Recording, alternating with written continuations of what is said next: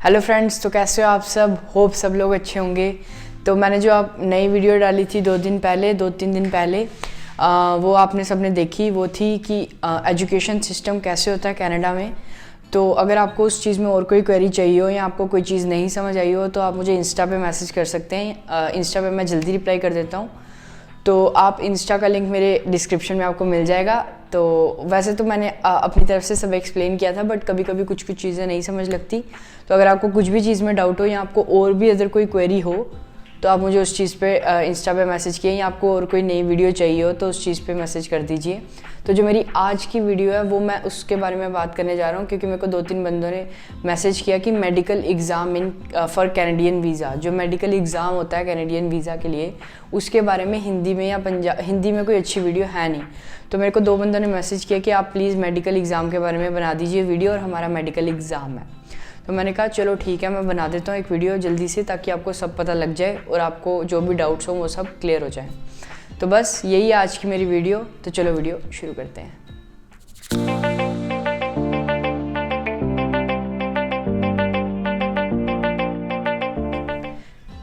तो जो मेरी आज की वीडियो में मैं बात करने जा रहा हूँ मेडिकल एग्ज़ाम की, तो मैं सबसे पहले बता दूँ कि मैंने अपना medical exam SPS Apollo hospital Ludhiana Punjab में दिया था।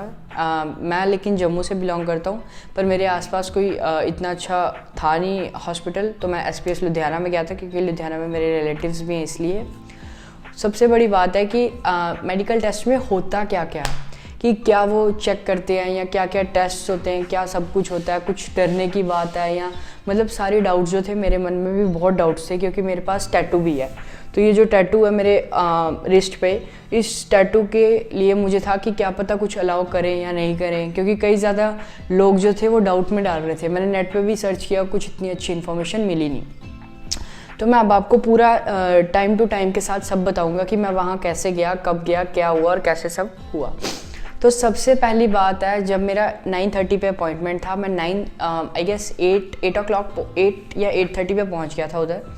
तो जैसे मेरे को वहाँ पे गया, और जो डॉक्यूमेंट्स चाहिए वो मैं आपको वीडियो के एंड में बताऊँगा, थोड़ी सी वीडियो के बाद, ताकि अभी मैं आपको पहले पूरा बता दूँ कि क्या सिस्टम होता है उधर जाके।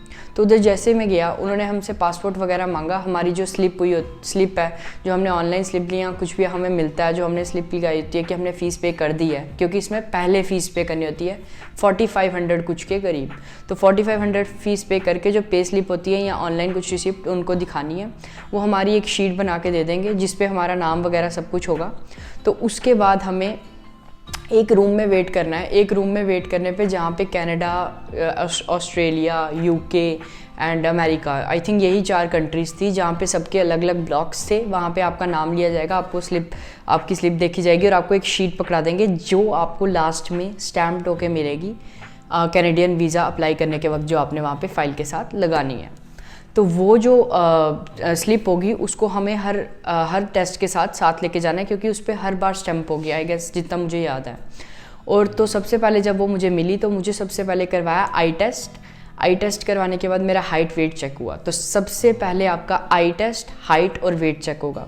आई टेस्ट, हाइट और वेट चेक होने के बाद जब मैं मतलब वहाँ पे मुझे सब ओके हो गया, क्योंकि मेरी आइज़ में स्पेक्स भी थी, तो मुझे ये भी डाउट था कि कुछ ऐसा ना हो कि इतने अगर ज़्यादा आइज़ वीक हैं तो आप कुछ जा नहीं सकते। मतलब मुझे ऐसे डाउट्स थे, मे बी सिली डाउट्स थे, बट थे। तो फिर उसके बाद मैं वहाँ से गया अगले रूम में। तो अगला रूम था हमारा एक्सरे का रूम। तो एक्सरे के रूम में उन्होंने हमारी अपर बॉडी के क्लोथ्स उतरवा के हमें एक लूज़ एप्रन टाइप दे दिया था बांधने के लिए, जो कि हमें बांधना था चेस्ट के एक्सरे के लिए। तो बस उधर थोड़ा वेट करना पड़ा, और वेट करने के बाद वो आपका नाम लेंगे, एक रूम में दूसरे रूम में बुलाएंगे। तो आपको एक्सरे रूम में जाके वो आपको बोलेंगे बस कि अपनी पूरी ब्रेथ होल्ड कर लो लेके। तो फिर उसके बाद जब आपने अपना एक्सरे करवा दिया तो उन्होंने उसी टाइम आपको बोल देना कि you are done and now you can go ahead. तो उसके बाद 2 चीज़ें जब मेरी हुई, सबसे पहले मेरा आई वेट और हाइट चेक हुआ, और उसके बाद मेरा एक्सरे हो गया। तो तो ये 2 चीज़ों के बाद मेरे को जो तीसरी चीज़ थी वो थी blood and urine samples. Yes, तो ब्लड और यूरिन सैंपल्स भी आपके लिए जाएंगे, क्योंकि उनके कुछ पॉलिसीज़ हैं। जैसे CIC की वेबसाइट पे चेक करोगे तो उन्होंने कुछ टेस्ट वगैरह लिखे हुए जिससे में आपको ब्लड और यूरिन दोनों चाहिए। तो वहाँ पे भी छोटी सी लाइन होती है, वो आपने अपनी स्लिप दिखानी है, वो आपको बॉटल्स देंगे और आपका ब्लड भी सैंपल ले लेंगे। तो वो भी काम जल्दी से हो जाता है, मतलब कोई इतनी टेंशन वाली बात नहीं है। तो ये 3 चीज़ें जो थी ये तो बड़ी स्मूथली हो जाती हैं। जो लास्ट मेन चीज़ आती है वो होती है डॉक्टर एग्जामिनेशन। तो जो डॉक्टर है वो आपको फिज़िकली सब चेक करेगा ताकि वो आपको वो मेक श्योर कर सके कि सब चीज़ें ऑल राइट है। और यहाँ पे आती है टैटूज़ वगैरह की बात, क्योंकि पहले तो हमें टैटूज़ वगैरह का कुछ था ही नहीं, क्योंकि मतलब पिछले तो कुछ किसी टेस्ट में टैटूज़ का लेना देना कुछ भी नहीं था। बट अब बात आती है डॉक्टर की।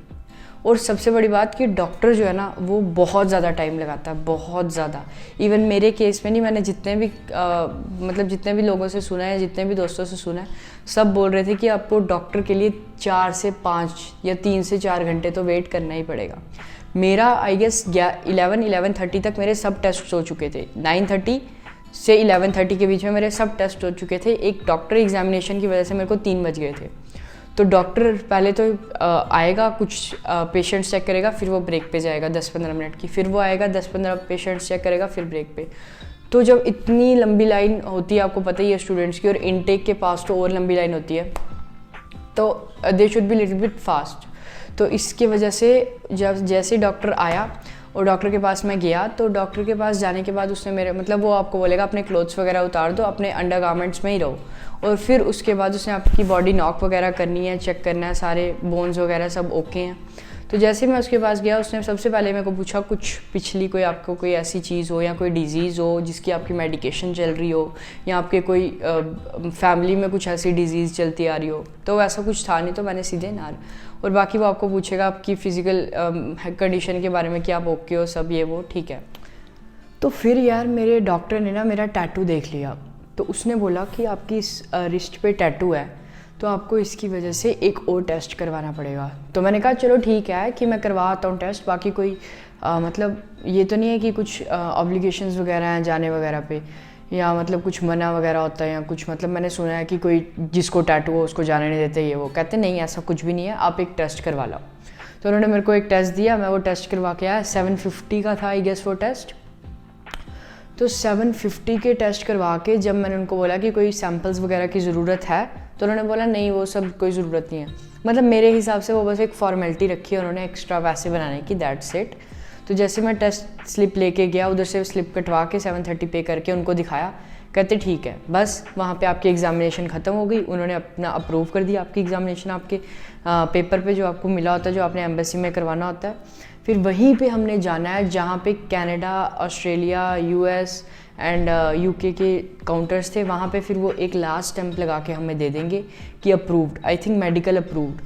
तो वो स्लिप हमें संभाल के रखनी है, ताकि जब हम भी किसी कंसल्टेंट से वीज़ा की फ़ाइल लगवाएं या खुद भी लगाएं, तो हमें वो स्लिप उसके बीच में साथ में लगानी है, ताकि एम्बेसी को पता लग सके हमारी मेडिकल कंडीशन का। तो यही थी मेरी आज की पूरी मेडिकल की वीडियो, कि सबसे पहले आई हाइट वेट चेक होगा, फिर उसके बाद आपका एक्सरेज होगा, फिर उसके बाद आपका ब्लड एंड यूरिन सैंपल्स लिए जाएंगे, और लास्ट में आपकी फ़िज़िकल एग्जामिनेशन होगी डॉक्टर से।